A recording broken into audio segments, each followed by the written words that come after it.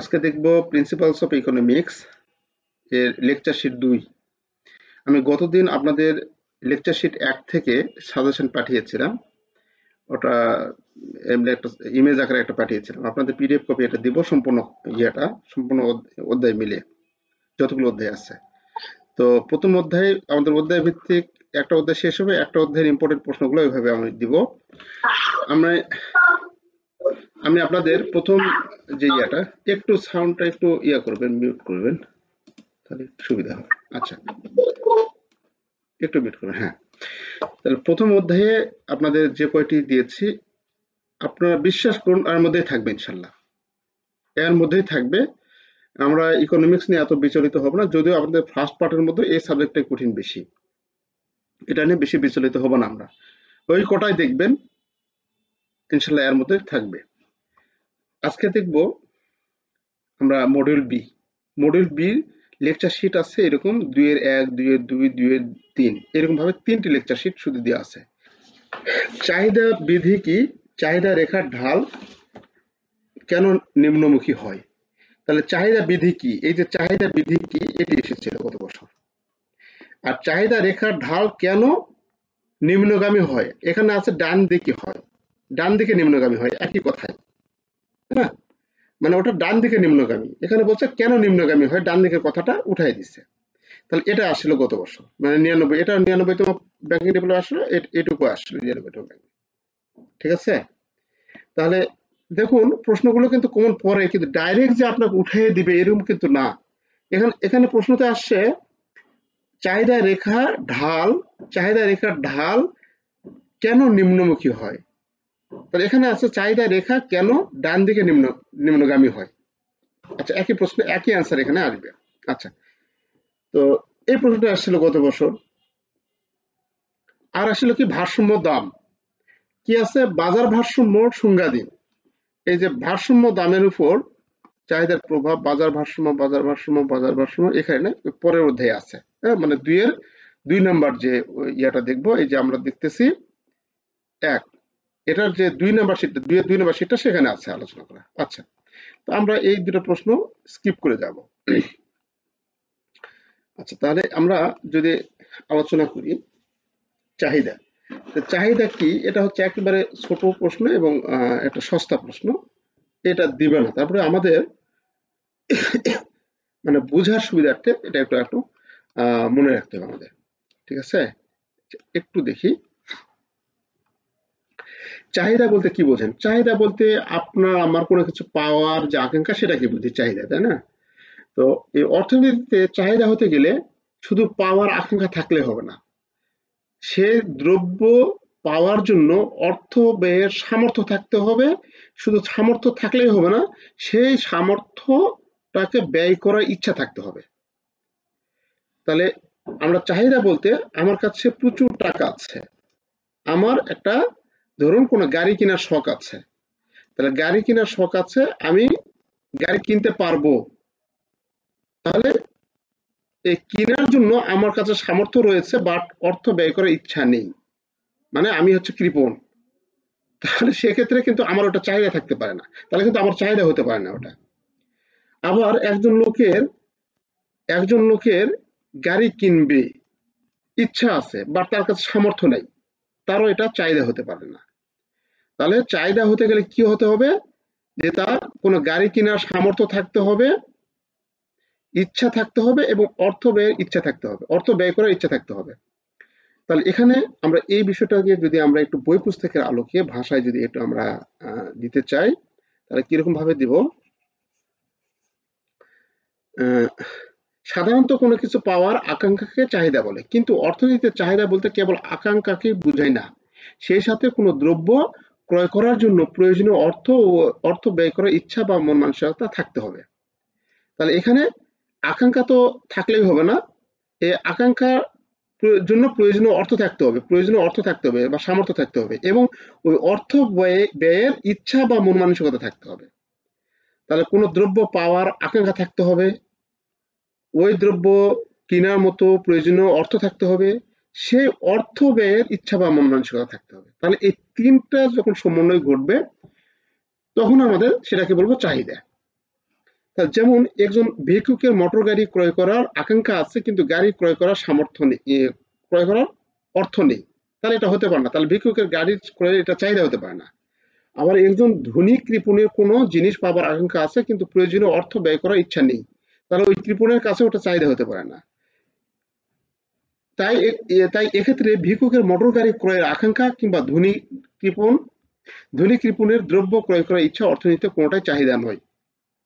আচ্ছা, সুতরাং অর্থনীতিতে তিনটি উপাদানের সমন্বয়ে চাহিদার সৃষ্টি হয়। কি কি তিনটি উপাদান? এই যে তিনটি উপাদান যেটা আমরা দেখলাম হলুদ খেলাতে করা মার্ক করা, ওই তিনটি: কোনো দ্রব্য পাওয়ার আকাঙ্ক্ষা,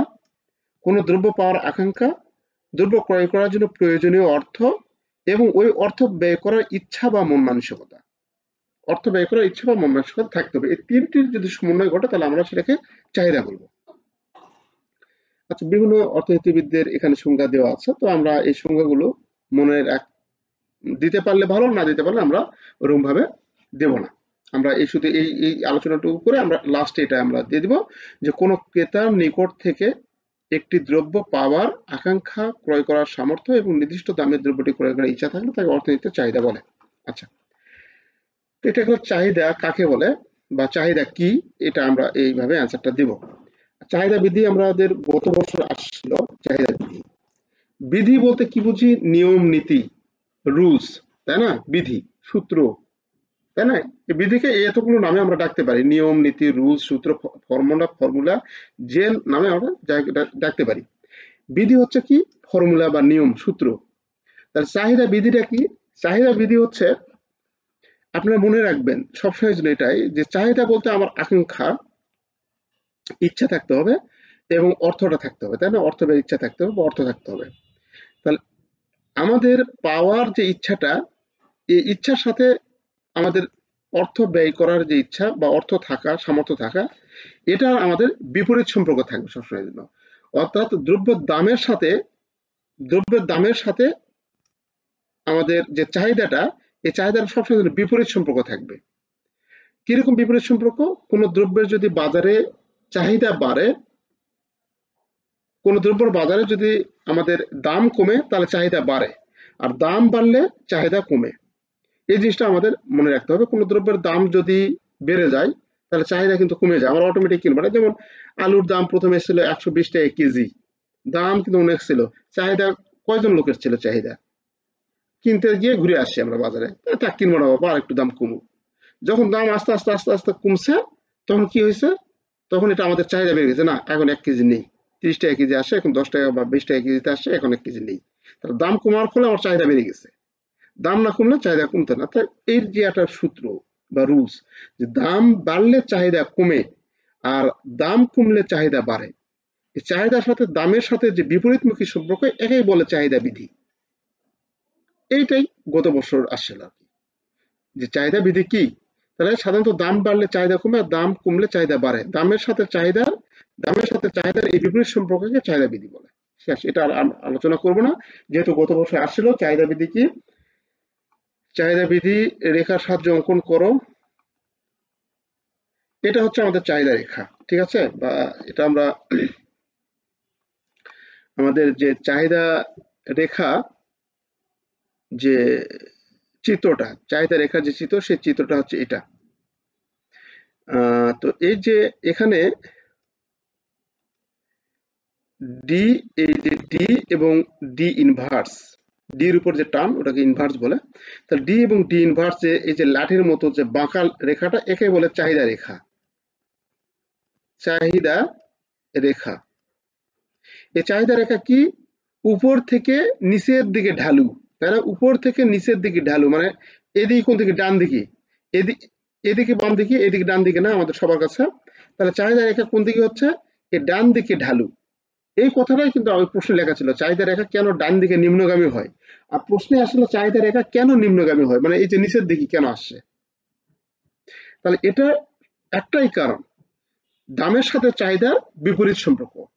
দাম কমলে চাহিদা বাড়বে। আলুর দাম যখন 120, তখন চাহিদা কম ছিল, চাহিদা ছিল এইটুকু।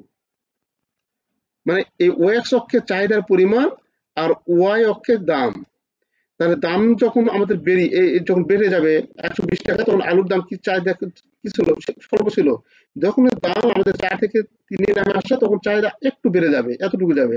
যখন দাম আরো কমে আসবে, চাহিদা তখন কি হবে, এই সোজা টানবো, এই যে চাহিদা রেখাতে যেটা বিন্দুতে হবে, ছেদ হবে, সেই বিন্দুতে লম্ব দিকে টানবো, টানলে চাহিদা তখন কি হচ্ছে, আরেকটু বেড়ে যাচ্ছে। দাম যখন আরো কমে আসতেছে, তখন চাহিদা আরো বেড়ে যাচ্ছে। তাহলে এই যে দামের সাথে চাহিদার বিপরীত সম্পর্ক, দাম কমলে চাহিদা বাড়তেছে, তাই না? আর এই জন্য আমাদের চাহিদা রেখাটা ডান দিকে নিম্নগামী হয়। হ্যাঁ, চাহিদা রেখাটা নিম্নগামী হয়, যে উপর থেকে নিচ দিকে চলে আসে।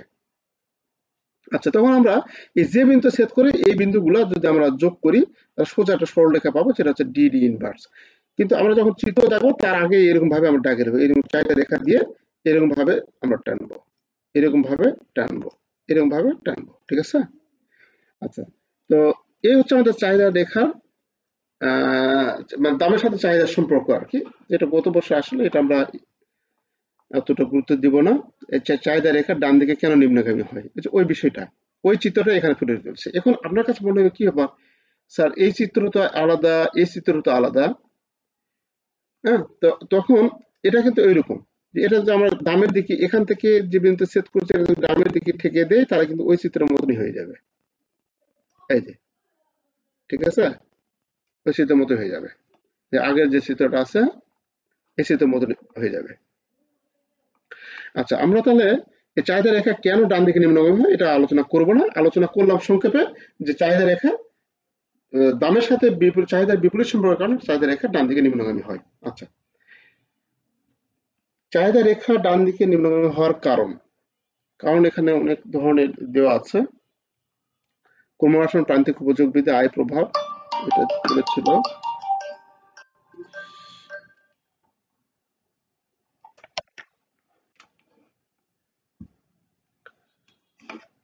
জি, হ্যালো, আসসালাম। আমি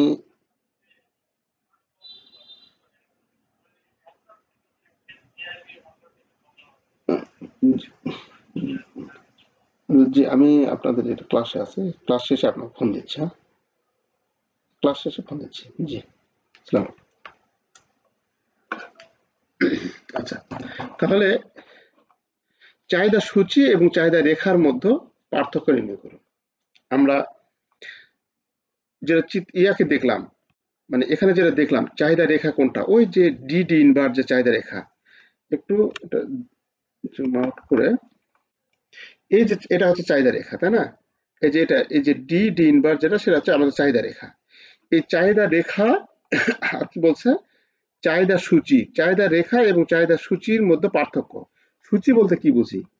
সূচি বলতে কোনো কিছু আমরা টেবিল বুঝি, তাই না? টাইম টেবিল, সময়সূচি আমরা কি করি, এটা ছকের মাধ্যমে দেয়, তাই না? সময়সূচি, কোন দিন কি আমাদের ক্লাস হবে, টাইম টেবিল যেটা দেখেছি আমরা, ওখানে সূচিতে লেখা থাকে টেবিল আকারে, তাই না? তাহলে সূচিটা হচ্ছে আমরা যখন তালিকা আকারে করি, এই যেটা এটা এটা হচ্ছে চাহিদা সূচি। হুম, এটা হচ্ছে চাহিদা সূচি। যখন আমরা এটা চাহিদাটা যখন আমরা তালিকা আকারে প্রকাশ করব, কিরকম ভাবে, যে প্রতিটি আমের দাম, আমের চাহিদা। তাহলে আমের দাম যখন 1 টাকা, চাহিদা তখন বেশি 8টি। আমের দাম যখন একটু বেড়ে গেল, চাহিদা তখন 8 থেকে কমে 6 আসলো। যখন চাহিদা বেড়ে 3-এ গেল, তখন দামের দাম যখন বেড়ে 3-এ গেল, তখন চাহিদা বেড়ে 4-এ আসলো। যখন আমের দাম 4 টাকাতে গেল একটা আমের দাম, তখন চাহিদা কমে 2-এ আসলো। তার মানে কি, এদিকে যখন দাম বাড়তেছে আস্তে আস্তে, তখন এদিকে আমাদের চাহিদা কি হচ্ছে, কমতেছে। তাহলে এই যে দামের সাথে চাহিদার যে বিপরীত সম্পর্কটা, এটা যখন আমরা এই টেবিল আকারে যখন দেখাবো, এটাকে বলে হচ্ছে চাহিদা সূচি। আর যখন আমরা চিত্রের সাহায্য দেখাবো, এই যে এখানে চিত্রের সাহায্য দেখাবো, সেটাকে বলে রেখা, চাহিদা রেখা। ঠিক আছে? তাহলে এই চাহিদা সূচি এবং রেখার মধ্যে পার্থক্য চাই, বলছে যে পার্থক্য কি। তাহলে এই দুটো জিনিস যদি জানি, তাহলে আমরা সহজেই পারবো। ওটা হচ্ছে তালিকা আকারে প্রকাশ, আর এটা হচ্ছে জ্যামিতিক প্রকাশ, তাই না? আচ্ছা, তাহলে এখানে আমাদের 1 নম্বর সংজ্ঞায় কি বলা আছে, কোন নির্দিষ্ট সময়ে ক্রেতা বিভিন্ন দামে একটি দ্রব্যের যে পরিমাণ দ্রব্য ক্রয় করতে ইচ্ছুক থাকে, তা যখন তালিকার মাধ্যমে প্রকাশ করা হয়, তখন তাকে চাহিদা সূচি বলে। এরা যখন তালিকার মাধ্যমে প্রকাশ করবে, তখন চাহিদা সূচি থাকে। আবার অপরপক্ষে কোনো নির্দিষ্ট সময়ে ক্রেতা বিভিন্ন দামে যে পরিমাণ ক্রয় করতে ইচ্ছুক, যখন তা রেখাচিত্রের মাধ্যমে প্রকাশ করবে, তখন তাকে চাহিদা রেখা বলে। তাহলে এটা যখন আমরা তালিকার মাধ্যমে প্রকাশ করব তখন তাকে সূচি বলে, আর যখন আমরা এটা রেখাচিত্রের মাধ্যমে প্রকাশ করব তখন তাকে চাহিদা রেখা বলে। আচ্ছা, তো তারপরে আমাদের এটার উপর বানিয়ে লিখতে পারবো আমরা। চাহিদা সূচিতে প্রথম কলামে দাম, দ্বিতীয় কলামে চাহিদার পরিমাণ দেখানো হয়, কিন্তু চাহিদা রেখার ভূমি অক্ষে চাহিদার পরিমাণ এবং লম্ব অক্ষে দাম দেখানো হয়, তাই না? ভূমি অক্ষে চাহিদার পরিমাণ, এই যে এটা ভূমি কোনটাকে বলে, এই যে আমরা তো ছোটবেলায় জ্যামিতি দেখছি না, এই যে ও এক্স অক্ষে এটা ভূমি, এদিকে যেটা থাকবে সেটা ভূমি, আর এদিকে যেটা থাকবে সেটা লম্ব। লম্বা লম্বি যেটা থাকে সেটা বলে লম্ব, এদিকে যেটা সেটা ভূমি। তাহলে ভূমি অক্ষের চাহিদার পরিমাণ থাকে আর লম্ব অক্ষের দাম থাকে, সেই কথা বলা আছে এখানে। যে চাহিদা রেখায় ভূমি অক্ষের চাহিদার পরিমাণ এবং লম্ব অক্ষের দাম দেখানো হয়, এই দাম। ঠিক আছে? আচ্ছা, আমরা এটার পার্থক্যটা দেখে নিব। চাহিদা সূচির মূল পার্থক্য হচ্ছে আমাদের এই ১ নম্বর সংখ্যাটা কিন্তু আমাদের মনে রাখতে হবে। তারপরে পাটিগণিতিক বনাম জ্যামিতি। আমাদের যেটা চাহিদা সূচি যেটা আমরা টেবিল আকারে করছি সেটা হচ্ছে পাটিগণিতিক, আর যেটা আমরা চিত্রের মাধ্যমে দেখেছি সেটা হচ্ছে আমাদের জ্যামিতি। আচ্ছা, চাহিদা বিধির ব্যতিক্রম, এই প্রশ্নটা আমাদের কাছে অনেক ইম্পর্টেন্ট। চাহিদা বিধির ব্যতিক্রম, চাহিদা বিধির ব্যতিক্রম মানে চাহিদা বিধি কি আমাদের দেখুন, খেয়াল করুন। চাহিদা বিধি কি মনে আছে? যেটা বললাম, দামের সাথে চাহিদার বিপরীত সম্পর্ক, সেটা চাহিদা বিধি। হ্যাঁ, চাহিদা বিধি বা চাহিদা সূত্র বা চাহিদা ফরম্যাট, যেটাই বলুন না কেন, সূত্র আর কি। তাহলে চাহিদা এই অর্থনীতির ক্ষেত্রে আমি আপনাদের বলেছিলাম যে প্রত্যেকটা সাবজেক্টে কিন্তু কিছু কিছু শব্দ বিন্যাস আছে, সেই শব্দ বিন্যাস এখানে প্রয়োগ করতে হবে। এখানে বিধির জায়গায় যদি বলেন চাহিদা নিয়ম কি, তাহলে মানুষ কিন্তু অর্থনীতি যারা পড়ে তা হাসবে। চাহিদা সূত্র কি বা চাহিদা ফরম্যাট কি, এটা বলে কিন্তু হাসবে। তো চাহিদার সাথে চাহিদা বিধি আপনাকে উল্লেখ করতে হবে, তাহলে এটা সবাই বুঝবে, অর্থনীতি সাবজেক্ট যাদের ছিল বা যারা আছে সেটা বুঝবে। আচ্ছা, তাহলে আমরা চাহিদা বিধি ব্যতিক্রমটা যদি আমরা আলোচনা করি, তাহলে চাহিদা বিধিটা আমাদের জানতে হবে। চাহিদা বিধি কি? যদি দাম বাড়ে, যদি দাম প্লাস হয়, তাহলে কি হচ্ছে? চাহিদা কমে, মাইনাস হয়। দাম যখন মাইনাস হবে চাহিদা তখন কি হবে? বেড়ে যাবে। চাহিদা কি হবে তখন? প্লাস হবে, তাই না? এটা হচ্ছে আমাদের চাহিদা বিধি। এই চাহিদা বিধিটা যখন আমরা তালিকা আকারে দেখাবো সেটা হচ্ছে সূচি, আর যখন এটা আমরা জ্যামিতিক আকারে দেখাবো সেটা হচ্ছে চাহিদা বিধি, সরি, কি বলে, চাহিদা রেখা। যখন জ্যামিতিক আকারে দেখুন তখন চাহিদা রেখা। আচ্ছা, তাহলে এই চাহিদা বিধির সমালোচনা বা ব্যতিক্রমগুলি উল্লেখ করতে হবে। তাহলে এই ব্যতিক্রমগুলি আমাদের, এটা এই অঙ্ক হচ্ছে এই ইয়াটা অনেক ইম্পর্টেন্ট। এখানে আমাদের প্রথম যে ব্যতিক্রম আছে, এটা একটু জুম করি। প্রথম যে ব্যতিক্রম আছে সেটা হচ্ছে অভ্যাস ও রুচির পরিবর্তন। মানুষের অভ্যাস ও রুচির পরিবর্তন যদি হয় তাহলে চাহিদা বৃদ্ধির ব্যতিক্রম ঘটে। যেমন আপনার সবকিছুতেই রয়েছে সামর্থ্য রয়েছে বা সবকিছু রয়েছে, আপনার যদি রুচির পরিবর্তন ঘটে বা অভ্যাসের পরিবর্তন ঘটে তাহলে কিন্তু আপনার চাহিদার পরিবর্তন ঘটবে। যেমন আপনি ধরুন আগে মুরগি খাইতেন, মুরগির মাংস খাইতেন, ব্রয়লার মুরগি খাইতেন। এখন টাকা পয়সা হয়ে এখন ব্রয়লার মুরগি খান না, পাকিস্তানিও খান না, এখন দেশি মুরগি ছাড়া মুখে দিতে পারেন না। মানে আপনার একটা স্ট্যাটাস এসে গেছে, একটা সে লেভেলের মানুষ, আপনি টাকা পয়সা হয়ে গেছে, প্রো লেভেলে চলে গেছেন, তাহলে এখন আমাদের রুচির পরিবর্তন হয়েছে। এখন ব্রয়লার মুরগি দেখলে এখন আমাদের কেমন জানি লাগে। তাহলে এখন এই রুচির পরিবর্তন হওয়ার ফলে তার দাম কমুক বা বাড়ুক, যে হোক না কেন, আমাদের কিন্তু এটা চাহিদা বৃদ্ধি কার্যকর হবে না। হ্যাঁ, যদি আমরা ব্রয়লার মুরগি না খাই তাহলে তো আমরা ওটার দাম যতই কমুক, ওটা কমে মাইনাস দেখ, ফ্রি দেখ, তারপর তো আমরা নিব না, তাই না? বিষয়টা এরকম। তাহলে এটা এমনি মুরগিদের উদাহরণ দিলাম, সস্তা সহজ একটা উদাহরণ। তো এরকম অভ্যাসের পরিবর্তন যদি আমাদের হয়ে থাকে তাহলে আমরা সেটা কিন্তু করব না, মানে সে চাহিদা বিধি কার্যকর হবে না। এখানে রুচির পরিবর্তনের মধ্যে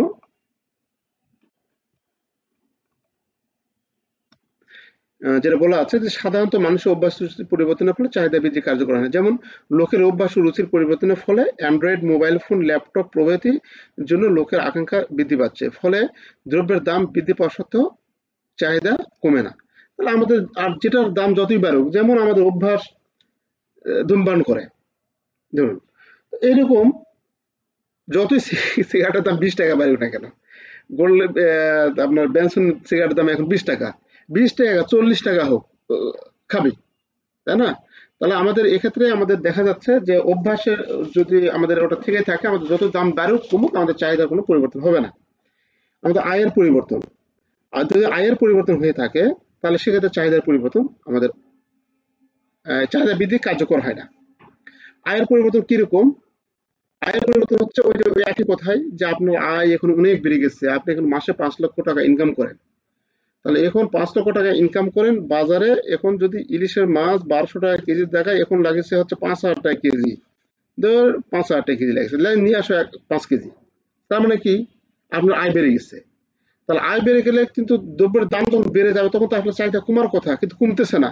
কারণ কি? আপনি আয় বেড়ে গেছে 5,000, নিয়ে আসো 10 কেজি, এরকম। তাহলে যখন মানুষের আয় বাড়বে তখন আমাদের চাহিদা বৃদ্ধিটা কাজ করবে না, মানুষের অভ্যাস সূচির ফলে আমাদের চাহিদা রেখা কাজ করবে না। অবস্থানগত কারণে আমাদের চাহিদা রেখা কাজ করবে না। যেমন আপনি কোনো পার্কে গিয়েছেন, সাপোজ কোনো পার্কে গেছেন, এখন আপনি অবস্থান পরিবর্তন হয়েছে, আপনি ছিলেন এলাকায় হাটে বাজারে, যে ধরো কোনো একটা পানীয় দাম যেটা 20 টাকা, পার্কে গিয়ে সেটা 25 টাকা, 5 টাকার দাম বেড়ে গেছে। আসলে 5 টাকার দাম বেড়ে যাওয়ার ফলে কিন্তু আপনার চাহিদা কমার কথা ছিল, কিন্তু আমরা কি না, আচ্ছা নিচে নেই, সমস্যা নেই, এরকম। তো এই অবস্থানগত কারণেও আমাদের কিন্তু এরকম চাহিদা বেড়ে যায়, আমাদের চাহিদা বৃদ্ধি কার্যকর হয় না। একই মাংস, একই সবকিছু আপনি স্বপ্নতে কিনতে যান, আপনার দাম বেশি পড়তেছে।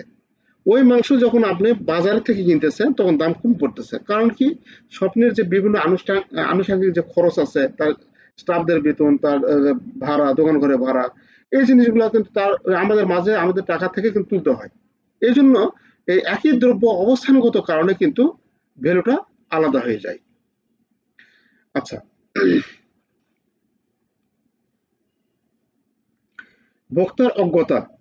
ভোক্তা যখন কোনো দ্রব্যর গুণাগুণ বিচার করে না, তখন সেটা আমাদের কাছে কোনো দ্রব্যর চাহিদা কিন্তু চাহিদা বৃদ্ধি কাজ করে না। দাম বাড়ুক বা কমুক, আমাদের ওই চাহিদা ওইরকম থাকবে। যেমন বিষয়টা আমরা আজ থেকে 2 বছর, 3 বছর হবে না, 2 বছর আগে কি হয়েছে, লবণ সংকট দেখা যাচ্ছে, লবণ নাকি থাকবে না। এক একজন 5 কেজি 10 কেজি করে লবণ, আপনাদের মনে আছে নাকি? আমার এলাকায় বগুড়াতে এরকম হয়েছিল, যে বাজার থেকে লবণ নেয়, লবণ উধাও, এক একজন 5 প্যাকেট 10 প্যাকেট করে লবণ কিনতেছে। আমরা কত বড় একটা, মানে সবাই এডুকেটেড, তারপরেও কিন্তু কি একটা ভয় বা আতঙ্কের মধ্যে সবাই কি করতেছে, একদম 5 কেজি 10 মানে লবণ ওই ওই শুধু খাবে, আর কেউ খাবে না। হ্যাঁ, এরকম একটা আহ, জাতি আমরা, যে আমি 5 কেজি নিচ্ছি, আর কে দিবে না, তাহলে কি লবণ শুধু আমি খাবো, আর কোনো ফ্যামিলি খাবে না? মানে এইরকম একটা আমাদের অজ্ঞতা কাজ করছে, যার কারণে বাজার থেকে লবণ উদা হয়ে গেছে, কিন্তু আসলে সেটা হয়নি। মানে প্রশাসনের হস্তক্ষেপে তো সবকিছু ঠিক হয়ে গেছে, পরিস্থিতি স্বাভাবিক হয়ে গেছে। তো এরকম যখন মাঝে মধ্যে গুজব ওঠে, তখন এরকম আমাদের অজ্ঞতা কাজ করে, আর এরকম অজ্ঞতার কারণে আমাদের চাহিদা বৃদ্ধি কাজ করে না। শৌখিন দ্রব্যের ক্ষেত্রে আমাদের চাহিদা বৃদ্ধি কাজ করবে না, ভবিষ্যৎ দ্রব্যের দাম বৃদ্ধি পাওয়ার আশঙ্কা, এগুলোর ক্ষেত্রে আমাদের চাহিদা বৃদ্ধি কাজ করবে না। তারপরে আছে গিফেন দ্রব্য। এটা আমাদের একটু মনে রাখতে হবে। গিফেন দ্রব্য কি? পরীক্ষায় আসে, এটা আপনাদের আলাদা প্রশ্ন আছে, সেখানে দেখাবো গিফেন দ্রব্য কি। অর্থনীতিতে এমন কিছু নিকৃষ্ট দ্রব্য আছে যেগুলোর দাম বাড়লেও ক্রয় এবং পরিমাণ বৃদ্ধি পায়, এবং দাম কম মূল্যে ক্রয়ের পরিমাণ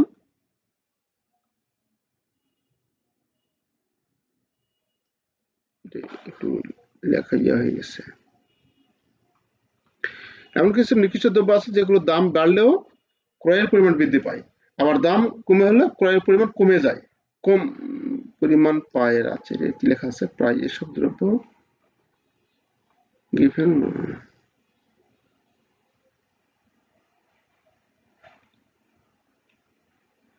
আচ্ছা, গিফেন দ্রব্য এটা উন্নতি দেখবো আমরা। এখানে মানে কিছু দ্রব্য আছে যেগুলো দাম বাড়লেও ক্রয়ের পরিমাণ বৃদ্ধি পায়, কিছু দাম বাড়লে ক্রয়ের পরিমাণ বৃদ্ধি পাবে, আর দাম কমলে ক্রয়ের পরিমাণ কমে যাবে। এইসব দ্রব্যকে আমরা গিফেন গুডস বা গিফেন দ্রব্য বলে, যে মোটা কাপড়, মোটা চাল ইত্যাদি। গিভেন দ্রব্যের ক্ষেত্রে ব্যতিক্রম দেখা যায়। বিকল্প দ্রব্য দামের পরিবর্তনের ফলে চাহিদা বৃদ্ধি ব্যতিক্রম ঘটে। বিকল্প দ্রব্য বলতে আমরা কি বুঝি, যে আমরা চা, কফি, চার বদলে আমাদের কফি, এটা হচ্ছে আমাদের কাছে বিকল্প দ্রব্য। মানে চার বদলে কেউ কফি দ্বারা সে অভাব মোচন করতে পারে, তাই না? এটা হচ্ছে চা, কফি হচ্ছে বিকল্প দ্রব্য। মানে একটি দ্রব্যের অভাব যদি আর একটি দ্রব্য দ্বারা আমরা মোচন করি, তাহলে সেটা হচ্ছে আমাদের কাছে বিকল্প দ্রব্য। আচ্ছা, এই বিকল্প দ্রব্যের ক্ষেত্রে চাহিদা বৃদ্ধি কাজ করে না। চাহিদার নির্ধারক সমূহ আলোচনা করো। চাহিদার নির্ধারক মানে চাহিদার যে মানুষের নির্ধারণ হবে, এই নির্ধারক সমূহ আমাদের আলোচনা করতে বলছে। দ্রব্যের নিজস্ব দাম, এগুলা থিওরিক্যাল নিজে লিখতে পারবেন। দ্রব্যের নিজস্ব দাম, ভোক্তার আয়, সময়, ভোক্তার রুচি ও পছন্দ, বাজারে ক্রেতা সংখ্যা, সম্পর্কিত দ্রব্যের দাম, সরকারের ভূমিকা, এত কিছু লেখা যাবে। 5টি বা 6টি আপনারা লিখবেন। যে চাহিদা নির্ধারক সমূহ কি কি? যে কোনো পণ্যের চাহিদা বিভিন্ন বিষয়ের উপর নির্ভর করে। এটা হচ্ছে দ্রব্যের দামের উপর নির্ভর করে, দ্রব্যের ভোক্তার আয়ের উপর নির্ভর করে, যে জিনিসগুলো আমরা উপরে যেটা পড়লাম, তাই না? কোনো দ্রব্যের দামের উপর নির্ভর করে, আয়ের উপর, ভোক্তার আয়ের উপর, ভোক্তার রুচির উপর, সময়ের উপর, অবস্থানগত কারণের উপর, বাজারের ক্রেতার সংখ্যার উপর। এরকম আপনি বানিয়ে মনে অনেক কিছু দিতে পারবেন। এটা সমস্যা নাই, এই প্রশ্নটাও ভালো। তবে প্রথম প্রশ্নটা বেশি ভালো। এখন হচ্ছে ভারসাম্য দামের উপর চাহিদার পরিবর্তন বা হ্রাস বৃদ্ধির প্রভাব দেখাও। এখান থেকে আমাদের আসার সম্ভাবনা, ভারসাম্য দাম, সুযোগ বের।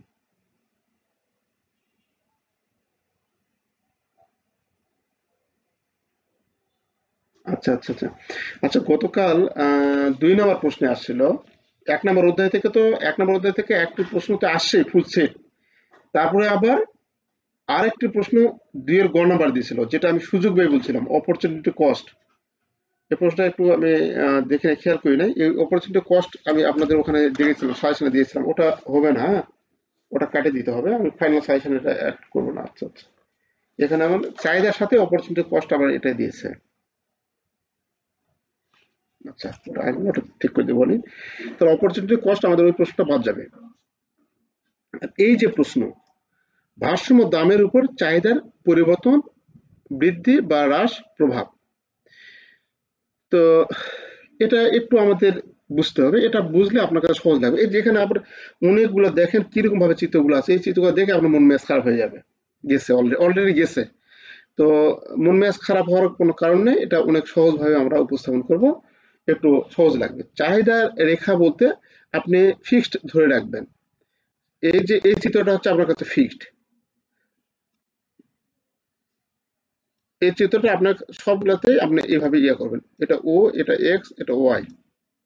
এটা উপর দিকে প্রাইস নির্ধারণ হয় পি1, পি2, এরকম। এটা এটা মেজার মানে পরিমাণ এম1, এরকম আমাদের চিন্তা করবো। এটা হচ্ছে ডি ইনভার্স। এটা হচ্ছে ধরুন অন্য যে কোনো নামে এস, এটা বা হচ্ছে কি টি বা যেটাই দেন না কেন, সে যে কোনো কিছু দেওয়া যায় আর কি। তো এই জিনিসগুলো এইভাবে উপস্থাপন করি। এটা হচ্ছে এই চিত্রটা আমাদের কিন্তু একবারে একটা সব জায়গায় ব্যবহার, সার্বজনীন চিত্র। সব জায়গায় আমাদের চাহিদার সঙ্গে প্রায় সব জায়গায় এটা ব্যবহার হয়। কিন্তু এখানে আমাদের বলছে যে ভারসাম্য দামের উপর চাহিদার পরিবর্তন ব্যাখ্যা করুন। কিন্তু এই চিত্রটা কিন্তু এখানে কিন্তু আমাদের আছে, একটু খেয়াল করুন। যে এই যে ওএক্স অক্ষে, এখানে ওএক্স অক্ষ, ওয়াই অক্ষ, এখানে এই যে চাহিদা রেখা ডি তিনটা আছে। এ একটা রেখা, এ একটা রেখা, আর এ একটা রেখা, তিনটা চাহিদা রেখা আছে, তাই না? তাহলে এখানে তিনটা চাহিদা রেখা আছে। এই যে এস এর যেটা দেখতেছেন, এটা হচ্ছে যোগান রেখা। হ্যাঁ, তো আমাদের এখানে বলা আছে যে ভারসাম্য দামের উপর চাহিদার পরিবর্তন বা হ্রাস বৃদ্ধি আলোচনা করুন। একটু আমরা এই প্রশ্নটা একটু নজর দিব, একটু ভালো লাগবে। দেখুন, ভারসাম্য দামের উপর চাহিদার হ্রাস বৃদ্ধির প্রভাব। যোগানের অপরিবর্তিত অবস্থায় চাহিদার পরিবর্তনের পুরাতন ভারসাম্য স্থলের নতুন ভারসাম্য উৎপত্তি হবে। ভারসাম্য দ্রব্য ও দামের উপর প্রভাব ফেলবে। বিষয়টা কিরকম? যোগানের অপরিবর্তিত অবস্থায় চাহিদার পরিবর্তনে পুরাতন ভারসাম্য স্থলে নতুন ভারসাম্য উৎপত্তি হবে। মানে যোগান অপরিবর্তিত আছে। ধরুন আমাদের বাজারে 500 মন আলু ওঠে। আমাদের বাজারে 500 মন আলু ওঠে, সরি 1000 মন আলু ওঠে। 1000 মন আলু ওই বাজারে ওঠে। ওই বাজারে দেখা যাচ্ছে আলুর কেজি 60 টাকা, 60 টাকা কেজি। তাহলে যোগানটা অপরিবর্তিত আছে, এটা আমাদের 5 তারিখে আছে, এটা 6 তারিখেও এই উঠবে আর কি, এই 1000 মনে আসবে। তাহলে কিন্তু চাহিদার যদি পরিবর্তন হয়, চাহিদার পরিবর্তন হলে নতুন যে ভারসাম্য উৎপত্তি হচ্ছে সে ভারসাম্যটা সে জায়গায় থাকবে না। চাহিদা যদি পরিবর্তন হয়, যদি চাহিদা বেশি হয় তাহলে চাহিদা রেখা উপর দিকে চলে যাবে, চাহিদা যদি কমে আসে চাহিদা রেখা, এই যে এই টার্মটা দিচ্ছি, এই চাহিদা রেখা যখন আমাদের ভারসাম্য অবস্থায় আসে, যখন বৃদ্ধি পাবে তখন চাহিদা রেখা উপর দিকে চলে যাবে, যখন চাহিদা কমে আসবে নিচের দিকে চলে আসবে। তো এই জন্য আমাদের টার্মটা 3বার দেখানো হয়েছে, যে বেশি হলে উপর দিকে যাবে, কমে আসলে নিচের দিকে আসবে। এটা হচ্ছে আমাদের ভারসাম্য, মাঝখানে এটা হচ্ছে ভারসাম্য। তা ভারসাম্য বেশি হলে উপর দিকে যাবে, নিচের দিকে, একথা বলা আছে। তো এখানে চাহিদার পরিবর্তনের প্রভাব দুটি দৃষ্টিকোণ থেকে বিচার্য। তাহলে চাহিদার যে পরিবর্তন হচ্ছে, এই পরিবর্তনটা দুইটি দৃষ্টিকোণ থেকে বিচার্য। একটা চাহিদা বৃদ্ধিজনিত প্রভাব, একটা চাহিদা হ্রাসজনিত প্রভাব। চাহিদা বৃদ্ধি হলেও এটা প্রভাব ফেলবে, চাহিদা হ্রাস পেলেও এটা প্রভাব ফেলবে, তাই না? আমাদের ভারসাম্য বিন্দু চেঞ্জ হয়ে যাবে। তাহলে এখানে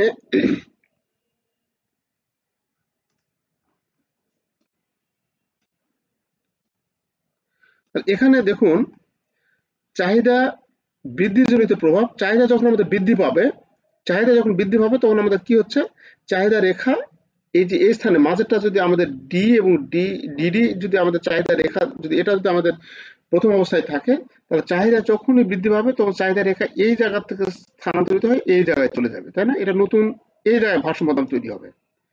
আবার চাহিদা যখন কমিয়ে আসবে তখন এই জায়গা থেকে কমিয়ে নিচের দিকে আসবে, তখন এই জায়গায় ভারসাম্য দাম তৈরি হবে। হুম, এই যে D to D D to এই জায়গায় আমাদের ভারসাম্য তৈরি হবে। তাহলে এই কথায় বলতে চাহিদা বৃদ্ধিজনিত প্রভাব, চাহিদা হ্রাসজনিত প্রভাব। তো চাহিদা বৃদ্ধিজনিত প্রভাবের ক্ষেত্রে এটা এই কথাটাই এখানে চিত্রের মাধ্যমে ফুটে তোলা আছে, যে যোগানের অপরিবর্তিত অবস্থায় চাহিদা বৃদ্ধির ফলে নতুন চাহিদা রেখা ডিডি ওয়ান, মানে ডি ওয়ান, এই যে ডি ওয়ান, এই যে ডি ওয়ান নতুন চাহিদা, এটা যখন কি হবে, এটা চাহিদা বৃদ্ধির ফলে, যে চাহিদা বৃদ্ধির ফলে নতুন চাহিদা রেখা হচ্ছে ডিডি ওয়ান, তখন আমাদের চাহিদা ভারসাম্য দাম হবে কত, তখন আমাদের ভারসাম্য দাম হবে ওপি, অর্থাৎ এই বরাবর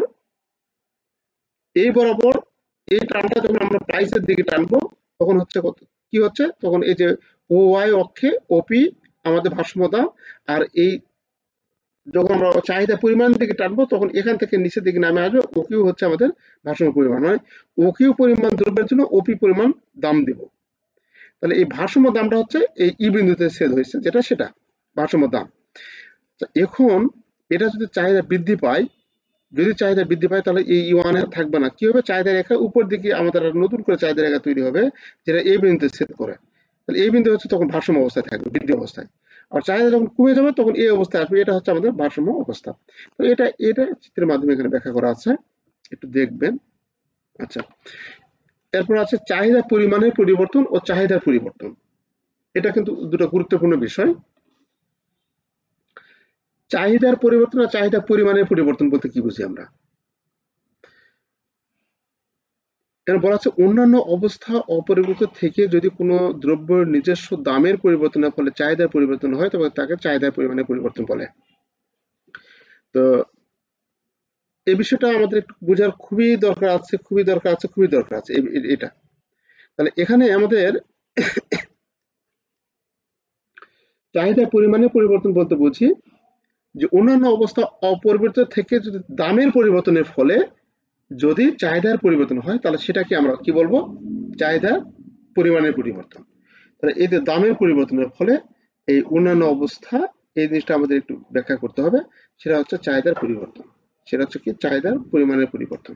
আচ্ছা, তাহলে অন্যান্য অবস্থা বলতে কি বুঝি, আমাদের দুইটা কারণে চাহিদা পরিবর্তন হতে পারে। একটা হচ্ছে অন্যান্য অবস্থা, অন্যান্য অবস্থা, আরেকটা হচ্ছে কি দাম। এই দুটার কারণে কি হবে, চাহিদার পরিবর্তন, চাহিদার পরিবর্তন। তাহলে এই যে অন্যান্য অবস্থা বলতে যেটা বুঝি ভোক্তার, আচ্ছা তাহলে আমাদের এখানে অন্যান্য অবস্থা বলতে আমরা কি বুঝি, অন্যান্য অবস্থা বলতে বুঝি ভোক্তার আয়, মানে দাম বাদে ভোক্তার আয়, রুচি, অভ্যাস, এগুলো হচ্ছে অন্যান্য অবস্থা। তাহলে এই ভোক্তার আয়, রুচি, অভ্যাসের ফলে চাহিদা পরিবর্তন হতে পারে। অন্যান্য অবস্থার কারণে মানে ভোক্তার আয়, রুচি, অভ্যাসের কারণে চাহিদার পরিবর্তন হতে পারে, আবার দামের পরিবর্তনের ফলে চাহিদার পরিবর্তন হতে পারে। এই শুধু দামের পরিবর্তনের ফলে যে চাহিদার পরিবর্তন হবে, দামের পরিবর্তনের দামের পরিবর্তনের ফলে চাহিদার যে পরিবর্তন হবে, এটা মোবাইলটা দিয়ে যাচ্ছেন একটু একটু ইয়ে আমার ওই ছোট মোবাইলটা। আচ্ছা, তাহলে শুধুমাত্র দামের পরিবর্তনের ফলে যে চাহিদার পরিবর্তন হয়, তাহলে সেটাকে আমরা বলি চাহিদা পরিমাণের পরিবর্তন। আর এই চাহিদা পরিমাণের পরিবর্তনের ফলে আমরা বলতে পারি চাহিদা পরিমাণের পরিবর্তনের ফলে চাহিদা রেখা বরাবর অবস্থানগত পরিবর্তনকে বোঝায়। চাহিদা রেখা বরাবর অবস্থানগত পরিবর্তনকে বোঝায়। এখানে আমাদের দামের পরিবর্তনের ফলে দাম যখন পরিবর্তন হবে, দাম যখন আমাদের প্লাস মাইনাস হবে, তখন চাহিদার কি হয়, চাহিদার সংকোচন ও সম্প্রসারণ হয়। চাহিদার সংকোচন, এই যে চাহিদা পরিমাণের পরিবর্তন, চাহিদার সংকোচন ও সম্প্রসারণ ধারণার সাথে অঙ্গাঙ্গিকভাবে জড়িত। চাহিদা সংকোচন ও সম্প্রসারণ, এখানে সংকোচন লেগে শুধু সংকোচন ও সম্প্রসারণ, সম্প্রসারণ। তাহলে দামের যখন প্লাস মাইনাস হবে তখন চাহিদার সংকোচন সম্প্রসারণ হয়। তখন চাহিদা রেখা একটু খেয়াল করুন, আমরা যদি উপরের দিকে চাহিদার যে চিত্রটা, ওই চিত্রটা যদি একটু দেখি,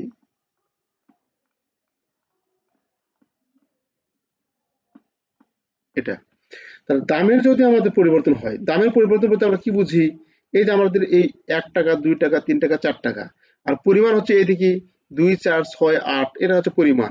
তাহলে দাম যখন আমাদের 1 থেকে 2, 2 থেকে 3, 3 থেকে 4 এরকম পরিবর্তন হয়ে যাবে, তখন আমাদের চাহিদা, এর চাহিদা রেখা বরাবর 4 থাকলে এই বিন্দু, 3 থাকলে এই বিন্দু, 4 থাকলে 2 থাকলে এই বিন্দু, 1 থাকলে এই বিন্দুতে, তাই না? এই দামের যখন পরিবর্তন হচ্ছে একই চাহিদা রেখা, মানে চাহিদা রেখা এই ডি এবং ডি ইনভার্স, এই চাহিদা রেখারই বিভিন্ন বিন্দুতে সঞ্চালিত হচ্ছে। মানে একই চাহিদা রেখা বরাবর উপর নিচের দিকে আমাদের সঞ্চালন হবে। চাহিদা রেখা স্থানান্তরিত হবে না, মানে এটা এখানে আছে, এটা এখানে আছে, এখানে যাবে না। তাহলে চাহিদা রেখার এই একই বিন্দুতে যখন দামের কম বেশি হচ্ছে, তাহলে একই রেখা বরাবর সঞ্চালন হচ্ছে। আচ্ছা, আর যখন ভোক্তার এই দাম যখন স্থির থাকবে, কিন্তু ভোক্তার যখন রুচির পরিবর্তন হবে, তখন চাহিদা রেখা পরিবর্তন হয়ে যাবে, মানে এটা এখানে থাকবে না, এটা তখন শ্যাডো, তখন এটা এখানে আবার নতুন চাহিদা রেখা তৈরি হবে। আরো বৃদ্ধি পালে এখানে তৈরি হবে, আরো বৃদ্ধি পালে এখানে হবে, যদি কমে যায় তাহলে এখানে হবে, এরকম। তাহলে অন্যান্য অবস্থার পরিবর্তন যদি হয়, তাহলে চাহিদা রেখা স্থানান্তরিত হয়ে যায়। মানে চাহিদা রেখা মূলত কোনটা, এই যে ডি ইনভার্স এটা। আর যখন দ্রব্যের দামের পরিবর্তন হয়, তখন একই চাহিদা রেখা বরাবর সঞ্চালন হয়, মানে এখানে আছে, এখানে হতে পারে, এখানে হতে পারে, এখানে হতে পারে, এখানে হতে পারে, মানে এই চাহিদা রেখার মধ্যেই হবে। সেটা কখন, দামের পরিবর্তন হলে। তাহলে দামের পরিবর্তন হলে আমাদের চাহিদা রেখা বরাবর সঞ্চালন হয়, সে কথা এখানে বলা আছে।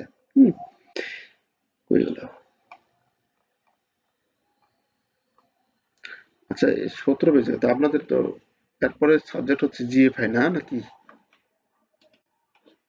দেখায় না, চাহিদা 5, জিএফআই তো আছে।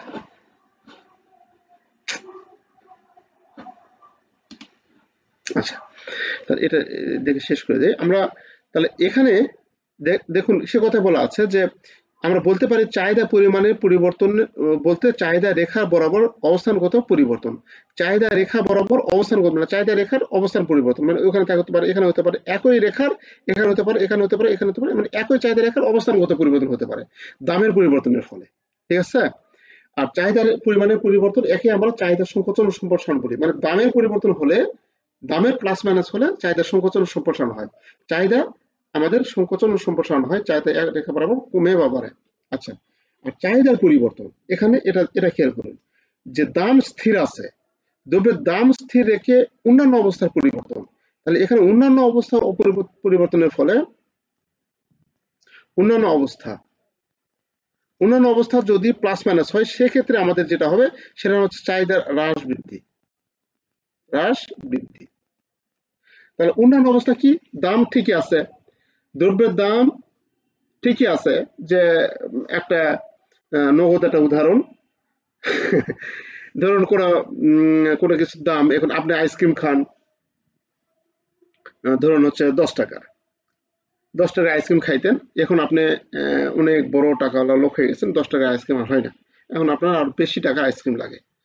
আইসক্রিম আর এই বাজারে এলা দোকানে আইসক্রিম খান না, এখন আইসক্রিম বিভিন্ন শপে গিয়ে বিভিন্ন জায়গায় ইয়েকে গিয়ে আপনার আইসক্রিম এখন খাই, তাই না? এখন আমরা খোলা আইসক্রিম খাই না, তার মানে এখানে আমাদের অন্যান্য অবস্থার পরিবর্তন হয়েছে। দাম কিন্তু আইসক্রিমের দাম যেটা আমাদের 100 টাকা 200 টাকা 400 টাকা 500 টাকা যে দাম ছিল, সেটা আমাদের দাম ওটাই থাকবে, বাট আমাদের অবস্থানগত মানে অবস্থানগত না, আমাদের আয়ের পরিবর্তনের ফলে আমাদের এই চাহিদার পরিবর্তনটা হয়ে গেছে। তাহলে শুধু দাম বাদে অন্যান্য অবস্থার যে পরিবর্তনগুলো হয়, আমাদের রুচির পরিবর্তন, আমাদের আয়ের পরিবর্তন, আমাদের অবস্থানগত পরিবর্তন, বিভিন্ন কারণে যদি পরিবর্তন হয়, তাহলে সেটাকে চাহিদার হ্রাস বৃদ্ধি বলে। চাহিদার কি বলে? হ্রাস বৃদ্ধি।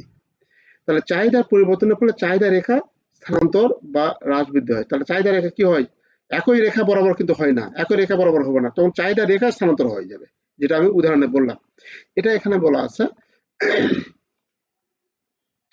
এই যে চাহিদা হ্রাস বৃদ্ধি, চাহিদার সংকোচন সম্প্রসারণ যেটাকে বুঝি, এই যেটা এই যেটা যেটা এটা যদি আমরা টানি এরকম হবে যে চাহিদার আমাদের যখন দাম এই 1 টাকা 2 টাকা 3 টাকা দাম যখন এখানে, তখন চাহিদা আমাদের পরিমাণ হচ্ছে এইটুকু, যখন এখানে তখন চাহিদা এখানে, তখন এখানে তখন এখানে, মানে এই একই রেখা বরাবর আমাদের চাহিদাটা থাকতেছে।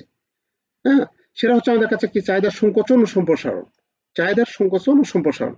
আর চাহিদার হ্রাস বৃদ্ধির যেটা বলা আছে, যে আমাদের যে চাহিদা রেখা, এই যে চাহিদা রেখাটা চেঞ্জ হয়ে যাবে, যে ডি যেটা আছে, চাহিদা বৃদ্ধি পাওয়ার ফলে এই D1 এ চলে যাবে, বা চাহিদা কমার ফলে D1 থেকে ডি তে নেমে আসবে, এরকম। তাহলে আমরা এটাই বলতে পারি, এটা আমাদের মনে রাখতে হবে একটু, যে চাহিদার সংকোচন ও সম্প্রসারণ এটা দামের পরিবর্তনের ফলে হয়। দামের পরিবর্তনের ফলে সংকোচন ও সম্প্রসারণ, আপনারা একটু লিখে নিতে পারেন এটা। দাম প্লাস মাইনাস মানে সংকোচন সম্প্রসারণ, আর অন্যান্য অবস্থা প্লাস মাইনাস মানে হ্রাস বৃদ্ধি। সংকোচন সম্প্রসারণ বলতে একই রেখা বরাবর চাহিদা আমরা দেখাবো, একই রেখা বরাবর সঞ্চালন হবে। হ্যাঁ, একই রেখা বরাবর সঞ্চালন হবে। আর চাহিদার অন্যান্য অবস্থার পরিবর্তন বলতে আমরা চাহিদা রেখাটাই চেঞ্জ হয়ে যাবে, মানে এই রেখাটা এখানে আছে, ডিডি এই বাঁকা করে আছে, এই রেখাটা এখানে চলে আসবে, অথবা তারও উপরে যাবে, অথবা আরো নিচে আসতে পারে, এরকম। মানে চাহিদা রেখাটা স্থানান্তরিত হয়ে যাবে, আগের জায়গায় থাকবে না। আচ্ছা, এখন আমরা একটু দেখি, আমরা আগামী জিএফআই যেটা আছে, জিএফআইটা একটু দেখবো আমরা। আসসালামু আলাইকুম। জি জি আলম ভাই। জি জি, ওটা আমি আপনাদের শুক্রবারে পাঠিয়ে দেবো, এর মধ্যে সব রেডি হয়েছে আর কি, শুক্রবারের মধ্যে পাঠিয়ে দেবো, সব পাঠিয়ে দেবো, সবগুলো অধ্যায়। জি জি, আসসালাম। আচ্ছা, জিএফআই আজকে আর তো 22 মিনিট আছে, আজকে আর জিএফআই ধরবো কি আর? গভর্নেন্সটা কি ধরবো? 8 বেজে গেছে, মানে আর 8 মিনিটের মতো আছে।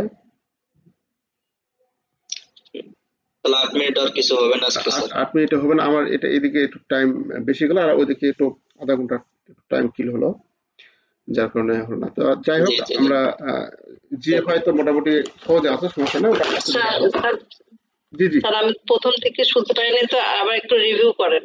হ্যাঁ, যেহেতু জিএফআই ক্লাসটা হবে না, সেটা একটু রিভিউ করেন, আচ্ছা আচ্ছা কতটুকু করালেন সেটা। আচ্ছা আচ্ছা, ঠিক আছে, থ্যাংক ইউ। আচ্ছা আপা, আমি প্রথমে এখানে আপনাদের বলেছি, আহ, এই অধ্যায়ে আমাদের এই দুইটি প্রশ্ন এসেছিল, চাহিদা বৃদ্ধি এবং চাহিদা রেখা ডান দিকে কেন নিম্নগামী হয়, এটা এসেছিল। তো এটা আমরা স্কিপ করে গিয়েছি। তো প্রথমে আমরা চাহিদা সূচি দেখেছি আমরা। প্রথমে আমরা দেখেছি চাহিদা কি। চাহিদা হচ্ছে কোনো দ্রব্য পাওয়ার ইচ্ছা, আকাঙ্ক্ষা, অর্থ ব্যয়ের ইচ্ছা এবং অর্থের সামর্থ্য এবং অর্থ ব্যয় করার ইচ্ছা থাকতে হবে, তাকে আমরা চাহিদা বলবি। অর্থনীতিতে চাহিদা হতে গেলে আমাদের ইচ্ছা পাওয়ার, ওই দ্রব্য পাওয়ার আকাঙ্ক্ষা থাকতে হবে, ওই দ্রব্যের জন্য প্রয়োজনীয় অর্থ থাকতে হবে, এবং অর্থ ব্যয় করার মন মানসিকতা বা ইচ্ছা থাকতে হবে। এই তিনটা জিনিস যখন আমাদের কাছে থাকবে, তখন এই তিনটা জিনিসের সমন্বয় হবে চাহিদা। হুম। তো চাহিদা তো মূলত হচ্ছে কোনো ক্রেতার নিকটে একটি দ্রব্য পাওয়ার আকাঙ্ক্ষা, ক্রয় করার সামর্থ্য এবং নির্দিষ্ট দামে দ্রব্যটি ক্রয় করার ইচ্ছা থাকে তাকে অর্থনৈতিক চাহিদা বলা হয়। তো এটা হচ্ছে চাহিদা। চাহিদা বিধিটা গত বছর আসলো, তারপরে আলোচনা একটু করেছে। চাহিদা বিধি হচ্ছে চাহিদা সূত্র বা রুলস বা ফরম্যাট। চাহিদা বিধি হচ্ছে চাহিদার সাথে দামের সম্পর্ক। তাহলে অন্যান্য অবস্থা অপরিবর্তিত থাকলে দ্রব্যের দাম বৃদ্ধি পেলে চাহিদা কমে, আর দাম কমলে চাহিদা বাড়ে। মানে দামের সাথে চাহিদার বিপরীত যে সম্পর্ক, একে আমরা চাহিদা বৃদ্ধি বলি। তাহলে চাহিদা বৃদ্ধি হচ্ছে দাম বাড়লে চাহিদা কমে, আর দাম কমলে চাহিদা বাড়ে। তার চাহিদার সাথে দামের যে বিপরীত সম্পর্ক, এই সম্পর্ককে চাহিদা বিধি বলে। আর চাহিদা সূচি আছে এখানে, তালিকা বা সূচি। তাই চাহিদা বিধিটাকে যখন আমরা তালিকা আকারে প্রকাশ করব বা যখন টেবিল আকারে প্রকাশ করব, তখন তাকে চাহিদা সূচি বলে। যেমন এই যে এই মাধ্যমে এরকম ভাবে যখন প্রকাশ করবো, তখন সেটাকে চাহিদা সূচি বলে। আর এই যখন জ্যামিতিক আকারে প্রকাশ করবে, এরকম চিত্রের মাধ্যমে যখন প্রকাশ করবো, তখন তাকে চাহিদা রেখা বলে। আর চাহিদা রেখা কেন ডান দিকে নিম্নগামী হয়, এটা অনেক ইম্পর্টেন্ট প্রশ্ন, গতবার সে এসেছিল, এই জন্য আমরা স্কিপ করেছি। তো তারপরে বলি, চাহিদা রেখা এই যে ডান দিকে নিম্নগামী হয়েছে কারণ একটাই, দামের সাথে চাহিদার বিপরীত সম্পর্কের কারণে। আরো অন্যান্য কারণ আছে, এই যে এখানে কমার্শিয়াল প্রান্তিক উপযোগ বৃদ্ধি, আয়ের প্রভাব, পরিবর্তন প্রভাব, এই প্রভাবগুলো আলোচনা করা আছে। তারপরে একটা প্রশ্ন দেখেছি, চাহিদা সূচি ও চাহিদা রেখার মধ্যে পার্থক্য। সূচি হচ্ছে কি, আমাদের যখন তালিকা আকারে চাহিদা বিধিটাকে যখন তালিকা আকারে প্রকাশ করবো, যেটা বললাম, সেটা হচ্ছে চাহিদা সূচি। আর যখন চাহিদা বিধিকে যখন চাহিদা রেখার সাহায্যে প্রকাশ করব, সেটা হচ্ছে অর্থাৎ জ্যামিতিক আকারে প্রকাশ করবো, সেটা হচ্ছে চাহিদা রেখা। এটা হচ্ছে একটা পাটিগণিতিক রূপ, এটা হচ্ছে আমাদের জ্যামিতিক রূপ, তাই না? আচ্ছা, এরপর আমরা আলোচনা করেছি চাহিদা বিধি ব্যতিক্রম। চাহিদা বিধি ব্যতিক্রম গুলো হয় দুই ভাবে। একটা দামের প্লাস মাইনাসের ফলে চাহিদার বিধি মানে দামের ফলে আমাদের চাহিদা বিধি ব্যতিক্রম হতে পারে, আর দাম কমার ফলে, দাম বাড়ার ফলে চাহিদা বিধি ব্যতিক্রম হতে পারে, দাম কমার ফলে চাহিদা বিধি ব্যতিক্রম হতে পারে। তাহলে এখানে আমাদের ভোক্তার অভ্যাস, রুচি ইত্যাদি যদি আমাদের কম বেশি হয়, তাহলে আমাদের চাহিদার পরিবর্তন হতে পারে। অর্থাৎ অন্যান্য অবস্থা এবং দামের পরিবর্তনের ফলে আমাদের চাহিদা বৃদ্ধি ব্যতিক্রম হতে পারে। তার ভোক্তার আয়, রুচি, অভ্যাসের ফলে চাহিদা বৃদ্ধি পরিবর্তন হয়, আয়ের, এরকম ইম্পর্টেন্ট প্রশ্ন। মানে অবস্থানগত কারণে আপনি এখন আছেন এখানে, আপনি এখন কোনো জায়গায় ঘুরতে গেছেন, ঘুরতে গিয়ে সেখানে আপনার চাহিদা পরিবর্তন হতে পারে, যে আপনি 20 টাকা দিয়ে চাহিদা কোনো দ্রব্য কিনে খাইতে পারেন, অথবা সেখানে আপনি দাম বাড়ার ফলে না কিনতে পারেন, এরকম চাহিদা পরিবর্তন হতে পারে। ভোক্তার অজ্ঞতার কারণে চাহিদা পরিবর্তন হতে পারে, এরকম চাহিদা পরিবর্তন শৌখিন দ্রব্য, গিভেন দ্রব্যের ক্ষেত্রে চাহিদা পরিবর্তন হতে পারে। এটা আলোচনা করা আছে। চাহিদা নির্ধারক সময় ওই একই রকম, মানে কি কি বিষয়ের উপর মানুষের চাহিদা নির্ভর করে, দ্রব্যের দাম, ভোক্তার আয়, রুচি, অভ্যাস ইত্যাদির উপর মানুষের অবস্থানগত কারণ ইত্যাদির কারণে চাহিদা পরিবর্তন হতে পারে, বা এগুলো হচ্ছে চাহিদা নির্ধারক সময়। তারপরে আছে চাহিদার উপর চাহিদার পরিবর্তন, হ্রাস বৃদ্ধির প্রভাব। চাহিদার পরিবর্তন এখানে দুই ভাবে হতে পারে। চাহিদার উপর অন্যান্য অবস্থা পরিবর্তন হয়, অন্যান্য অবস্থা যোগ দাম, এটার ফলে আমাদের চাহিদা পরিবর্তন হয়। এই দুটার ফলে চাহিদা পরিবর্তন হয়। তাহলে অন্যান্য অবস্থা এবং দামের পরিবর্তনের ফলে যে চাহিদা পরিবর্তন হয়, সেটাকে আমরা বলি চাহিদা সংকোচন ও সম্প্রসারণ। এই যেটা চাহিদা পরিমাণের পরিবর্তন হচ্ছে দামের পরিবর্তনের ফলে, দাম প্লাস মাইনাসের ফলে,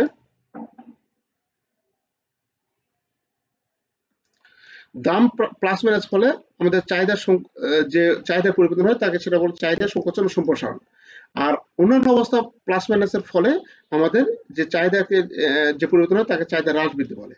তাহলে সংকোচন ও সম্প্রসারণ হচ্ছে দামের পরিবর্তনের ফলে হয়, অন্যান্য অবস্থা পরিবর্তন হয় চাহিদা, অন্যান্য অবস্থা প্লাস মাইনাসের ফলে চাহিদার হ্রাস বৃদ্ধি হয়। তো চাহিদার যে সংকোচন সম্প্রসারণ হয় একই রেখা বরাবর, এই যে চাহিদা রেখা একই রেখা বরাবর বিভিন্ন বিন্দুতে আমাদের চাহিদা বিভিন্ন রকম বোঝা যায়। মানে একই রেখা বরাবর সঞ্চালন হয়, মানুষের চাহিদাটা সঞ্চালন হতে পারে, উপর নিচে উঠতে পারে। কিন্তু অন্যান্য অবস্থা পরিবর্তনের ফলে চাহিদা রেখা বিভিন্ন রকম অবস্থান পরিবর্তন করে। মানে এই চাহিদা রেখা এখানে আছে, এখানে যেতে পারে, বা তারা কমে আসতে পারে। এরকম চাহিদা রেখা স্থান পরিবর্তন, মানে চাহিদা রেখা পরিবর্তন হয়ে যাচ্ছে কিসের কারণে? অন্যান্য অবস্থার পরিবর্তনের কারণে। আচ্ছা, এত পর্যন্ত আমাদের এখন পর্যন্ত সেটা পড়া হলো। এই আর কি ছিল সারমর্ম। এবার কি শুনতে পাচ্ছেন?